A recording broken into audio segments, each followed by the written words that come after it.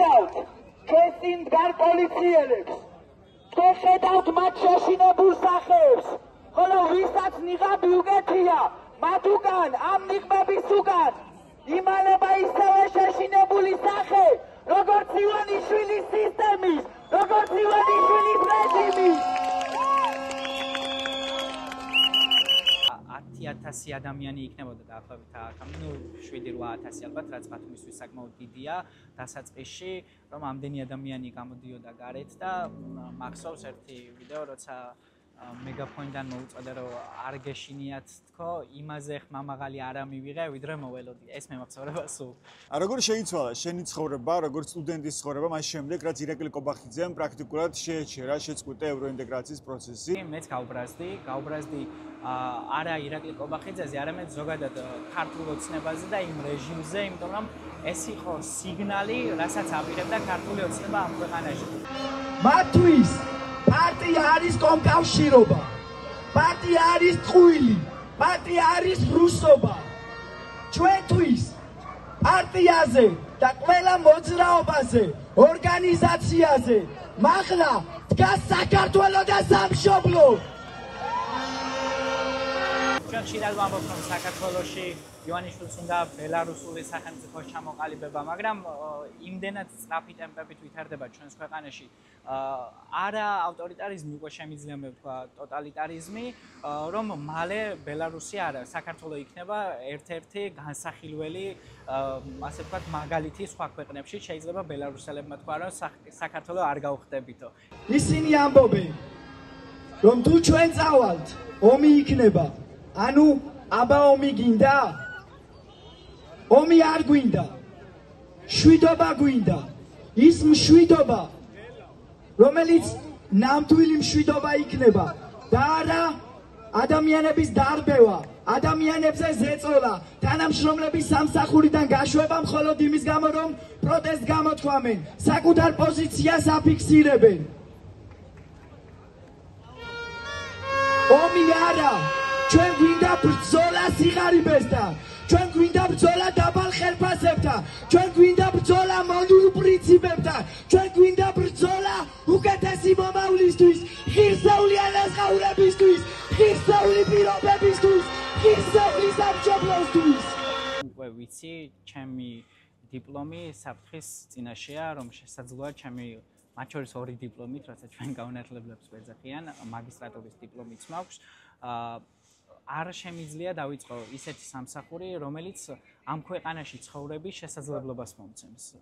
დაბალი ანაზღაურება, კვალიფიციური კადრების გადინება ხდება და მათ შორის ძირითადად ჩვენ ქვეყანაში სამსახურების უმრავლესობა ან საჯაროა, ან პოლიტიკურად მოტივირებული და განსხვავებული შეხედულების ადამიანებს უჭირთ და ვიჭირს, უფრო სწორი იქნება რა ვთქვა, ამ ქვეყანაში თავის დამკვიდრება, შრომის ბაზარზე თავის დამკვიდრება და ისეთ სამსახურის ნახვა, სადაც ღირსეული ანაზღაურება გვექნება. ამას ემატება ის, რომ კრიტიკულად განწყობილ ადამიანებს უფრო და უფრო უჭირთ ამ ქვეყანაში სუნთქვაც კი.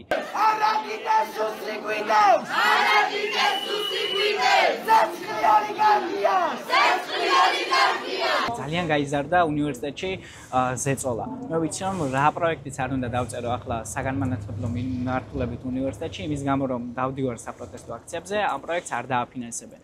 ადრე ვთქვათ, რამდენიმე წლის წინ ეს საკითხი ასე მკაფიოდ არ გამოიხატებოდა. იგივე სიტუაცია, როდესაც უნივერსიტეტში მოიყვანეს და დაგვისვეს სუსის პროექტი, ქართული ოცნების თვითაღიარებული დეპუტატი ტიტე აროშიძე, რომელიც ცდილობს მაქსიმალურად შეკვეცოს უნივერსიტეტში განსხვავებული აზრი.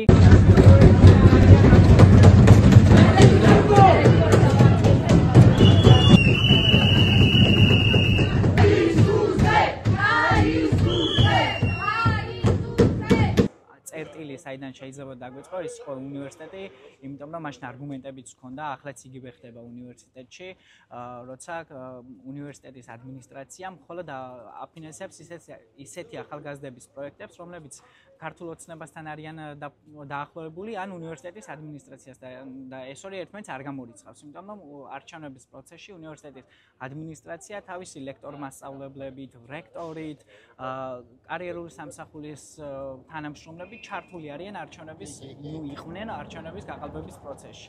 სტუდენტებზე ზეწოლით, დაშინებით, წახალისებით მათ შორის თუ ქართულ ოცნებას დაუჭერდნენ მხარს პროექტებს და უფინანსებდნენ და ასე შემდეგ და ეს ყველაფერი ფაქტი და თქვენი პროცესის ამიტომ დაიწყო თავდაპირველად ჯერ უნივერსიტეტში.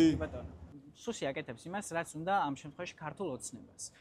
სუსს აქვს მორგებული საკუთარ თავზე ის როლი და შეთავსებული, რომ უნივერსიტეტში თანამშრომლები დააშინოს, რეპრესიები განახორციელოს და სწორედ ეს ისეთი თანამშრომლები არიან ისეთ პოზიციებზე, რომლებიც ქართული ოცნების პროპაგანდას ღიად ეწევიან. ეს იყო მერაბ ხალვაში რექტორად, ეს იყო ლევანტ არიელაძე კარიერული სამსახურის ხელმძღვანელად. ესენი არიან ქართული ოცნების მიმართ არათუ ლოიალური, არამედ პირდაპირ ქართული ოცნების კადრები. და ამიტომაც არიან იქ, სადაც არიან. სხვა შემთხვევაში იქ არ იქნებოდა, იმიტომ რომ არ მიიღებდნენ, არ დასვამდნენ იგივეა თვითმმართველობა, როდესაც ჩვენ ვამბობთ, რომ უნივერსიტეტის თვითმმართველობა არის პარტიულად პოლიტიზებული, აქაც რა თქმა უნდა სუსი აკეთებს, იმიტომ რომ სუსმა იცის, ვინ არის უნივერსიტეტში კრიტიკულად განწყობილი სტუდენტები, აწვდის ადმინისტრაციას ინფორმაციას და შემდეგ ადმინისტრაციის თანამშრომლები მუშაობენ ამ ადამიანებზე, აშინებენ, რომ ფულებს ვერ მიიღებთ, გამოცდებს ვერ ჩააბარებთ, პროექტებს არ დაგიფინანსებთ და ეს არის სწორედ სუსი. მეტი არაფერი ამ შემთხვევაში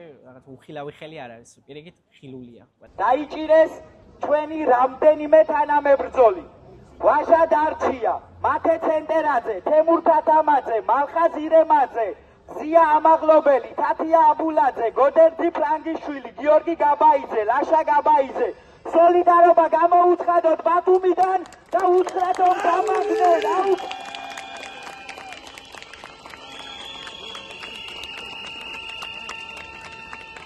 თითოეული მათგანი დღეს არიან პოლიტპატიმრები, ისევე როგორც პოლიტპატიმრები არიან თბილისში უკანონოდ დაკავებულები. ჩვენი მთავარი მოთხოვნა არის პირველ რიგში ამ ადამიანების სისტემის ტყვეების დაუყოვნებლივ გათავისუფლება და მეორე მთავარი მოთხოვნა ხელახალი არჩევნები, რომელიც ღირსეულად გამოხატავს ქართული ხალხის ცებას.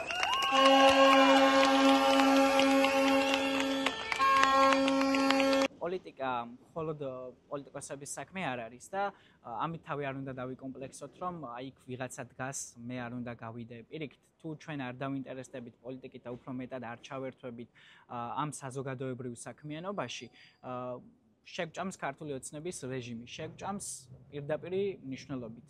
ამ ქვეყანაში ვეღარ ვიარსებებთ, ან მოგვიწევს ქვეყნიდან წასვლა, ან მოგვიწევს ციხეში წასვლა. ყველას, მათ შორის ქართული ოცნების ხარდამჭერებს, რომლებსაც ახლა გგონიათ, რომ ისინი ლოიალურები თუ იქნებიან ქართული ოცნების მიმართ, ეს რეჟიმი მათ არ შეეხებათ. პირიქით, რეჟიმები ისტორიის განმავლობაში ასე იყო, ჯერ განსხვავებულ აზრს დევნიდა, შემდეგ კი თავის სიანებს. ამ პროცესში, როცა თქვენ გახართ და გამოდიხართ საპროტესტო აქციაზე მუდმივად, შეიძინეთ თუ არა ახალი მეგობრები, ან პირიქით, ხომ არ დაკარგეთ არსებული მეგობრები, ან ახლობლები, ნათესავები?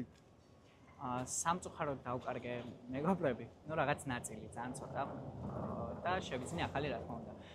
დავკარგე ის ნაწილი, რომელიც დუმდა ამ ყველაფერზე. ან Facebook-ზე ხშირად ხდება, რომ ჩვენ მეგობრებს კარგავთ და ან რაღაცა გულის წუხილით წერდნენ ამ ყველაფერს, მაგრამ ჩვენ მეგობრები არ დაგვიკარგავს რეალურად.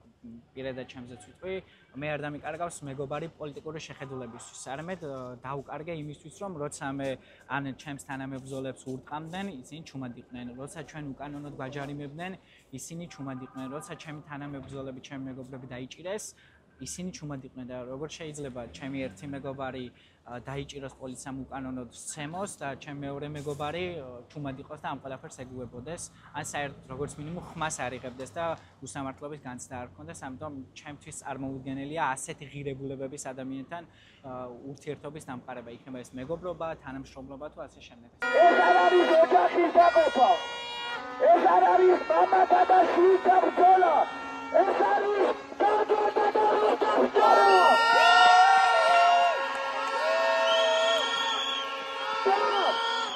Sovieti Ruski Soviet, Tatari Sweden,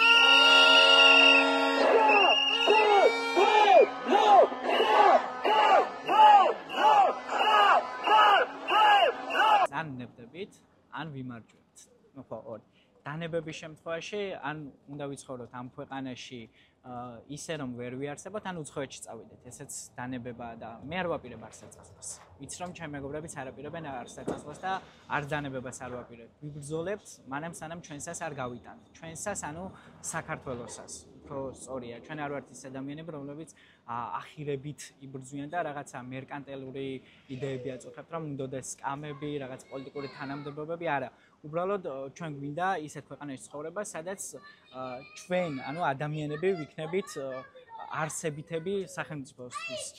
და სხვებსაც იგივეს ვეტყვი, რომ თუ თქვენ თვლით, რომ ამ ქვეყანაში გინდა ცხოვრება, მაშინ უნდა იბრძოლოთ. სხვა შემთხვევაში დანებებაც კი შეცდომა იქნება, იმიტომ რომ თქვენ შეიძლება დანებდეთ და ლოიალურები იყოთ ხელისუფლების მხრიდან, მაგრამ ხელისუფლება არ იქნება ლოიალურები თქვენ მიმართ.